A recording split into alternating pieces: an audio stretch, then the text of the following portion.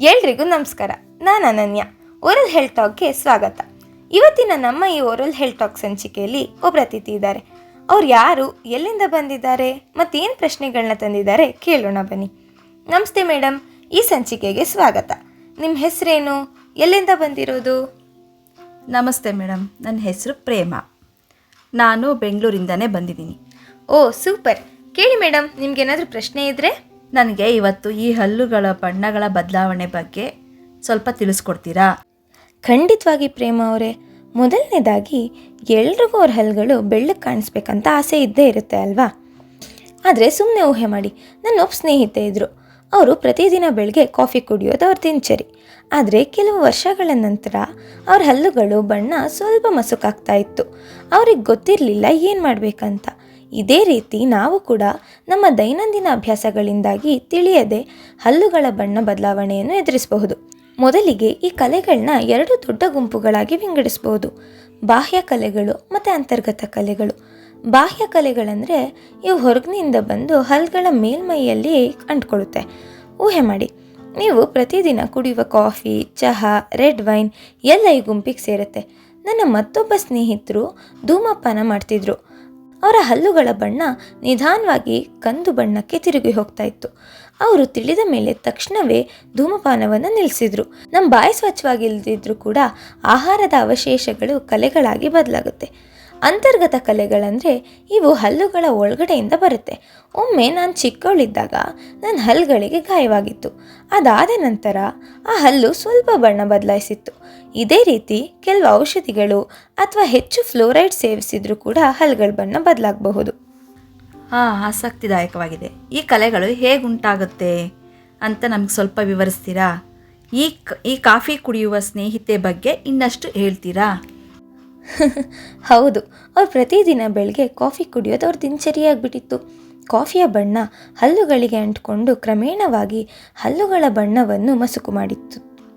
ಅವರು ತಿಳಿದ ನಂತರ ಸ್ಟ್ರಾ ಬಳಸಿ ಕುಡಿಯಲು ಪ್ರಾರಂಭಿಸಿದರು ಮತ್ತು ಕಾಫಿ ಕುಡಿದ ನಂತರ ತಕ್ಷಣವೇ ನೀರು ಕುಡಿಯಲು ಪ್ರಾರಂಭಿಸಿದರು.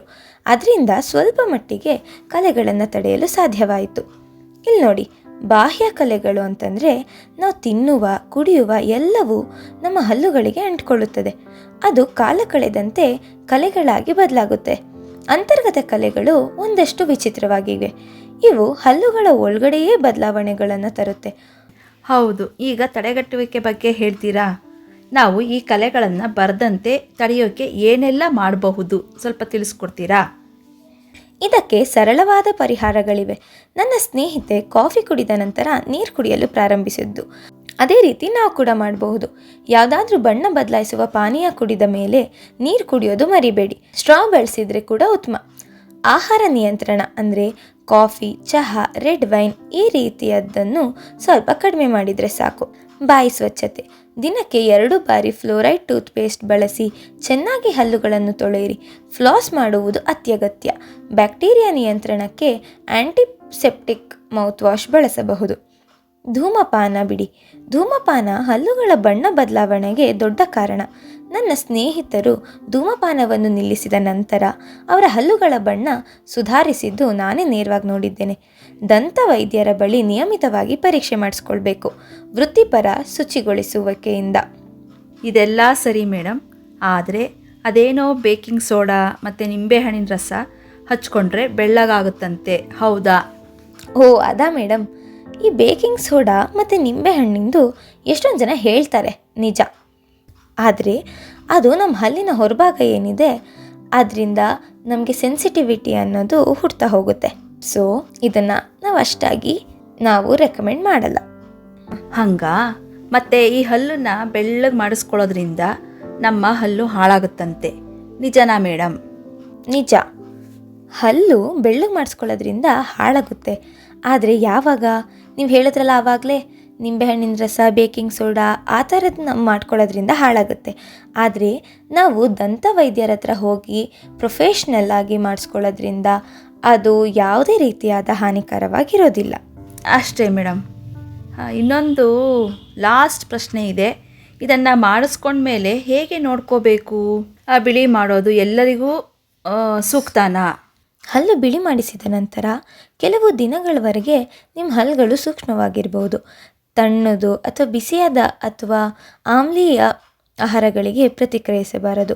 ಈ ಸೂಕ್ಷ್ಮತೆಯು ಸಾಮಾನ್ಯವಾಗಿದೆ ಮತ್ತು ಸಾಮಾನ್ಯವಾಗಿ ಕೆಲವು ದಿನಗಳಲ್ಲಿ ಮಾಯವಾಗಿಬಿಡುತ್ತೆ. ಬಣ್ಣವನ್ನು ಉಂಟುಮಾಡುವ ಆಹಾರ ಮತ್ತು ಪಾನೀಯಗಳನ್ನು ತಪ್ಪಿಸ್ಬೇಕು ಸ್ವಲ್ಪ. ಅಂದರೆ ಕಾಫಿ, ಟೀ, ಬೀಟ್ರೂಟ್ ಮತ್ತು ಕರಿಯನ್ನು ತಿನ್ನುವುದು ತಪ್ಪಿಸಿ ಅಥವಾ ಕಡಿಮೆ ಮಾಡಿ. ಖಂಡಿತವಾಗೂ ಇಲ್ಲ, ಈ ಬಿಳಿ ಮಾಡೋದು ಎಲ್ರಿಗೂ ಸೂಕ್ತ ಇರಲ್ಲ. ಗರ್ಭಿಣಿಯರು, ಬಾಲಕರು, ದಂತಕವಚದಲ್ಲಿ ಬಿರುಕುಗಳಿರುವವರು ಮತ್ತು ಕೆಲವು ವೈದ್ಯಕೀಯ ಸ್ಥಿತಿಗಳಿರುವವರಿಗೆ ಬಿಳಿ ಮಾಡುವ ಚಿಕಿತ್ಸೆಗಳು ಸೂಕ್ತವಲ್ಲ. ನಿಮ್ಮ ದಂತ ವೈದ್ಯರು ನಿಮಗೆ ಬಿಳಿ ಮಾಡುವ ಚಿಕಿತ್ಸೆ ಸೂಕ್ತವೋ ಇಲ್ವೋ ಎಂದು ನಿರ್ಧರಿಸಲು ಸಹಾಯ ಮಾಡುತ್ತಾರೆ. ಹಲ್ಲು ಬಿಳಿ ಮಾಡುವುದು ಸುರಕ್ಷಿತ ಮತ್ತು ಪರಿಣಾಮಕಾರಿಯಾಗಿರ್ಬೋದು, ಆದರೆ ಅದನ್ನು ಸರಿಯಾಗಿ ಮಾಡಬೇಕು. ಯಾವುದೇ ಚಿಕಿತ್ಸೆಯನ್ನು ಪ್ರಾರಂಭಿಸುವ ಮೊದಲು ನಿಮ್ಮ ದಂತ ವೈದ್ಯರೊಂದಿಗೆ ಸಮಾಲೋಚಿಸಿ ಮತ್ತು ಅವರ ಮಾರ್ಗದರ್ಶನವನ್ನು ಪಾಲಿಸಿ. ಅದೇ ಮೇಡಮ್, ಆರೋಗ್ಯಕರ ಆಹಾರ ಪದ್ಧತಿ, ಉತ್ತಮ ಬಾಯಿ ನೈರ್ಮಲ್ಯ ಮತ್ತು ನಿಯಮಿತ ದಂತ ಪರೀಕ್ಷೆಗಳು ನಮ್ಮ ಹಲ್ಲುಗಳನ್ನು ಆರೋಗ್ಯವಾಗಿ ಮತ್ತು ಬೆಳ್ಳಗೆ ಇರುವಂತೆ ಮಾಡಲು ಸಹಾಯ ಮಾಡುತ್ತದೆ ಅಂತ ತಿಳಿಸ್ಕೊಟ್ಟಿದ್ದೀರಾ. ತುಂಬ ಧನ್ಯವಾದಗಳು ಮೇಡಮ್. ಇವತ್ತಿನ ಈ ಸಂಚಿಕೆ ಇಲ್ಲಿಗೆ ಮುಗಿದಿದೆ. ಇವತ್ತಿನ ನಮ್ಮ ಅತಿಥಿಯಾದ ಪ್ರೇಮ ಅವರಿಗೆ ಧನ್ಯವಾದಗಳು. ಇಷ್ಟೊತ್ತು ಕೇಳಿಸ್ಕೊಂಡ ನಿಮ್ಮೆಲ್ಲರಿಗೂ ಕೂಡ ಧನ್ಯವಾದಗಳು. ಶುಭ ದಿನ.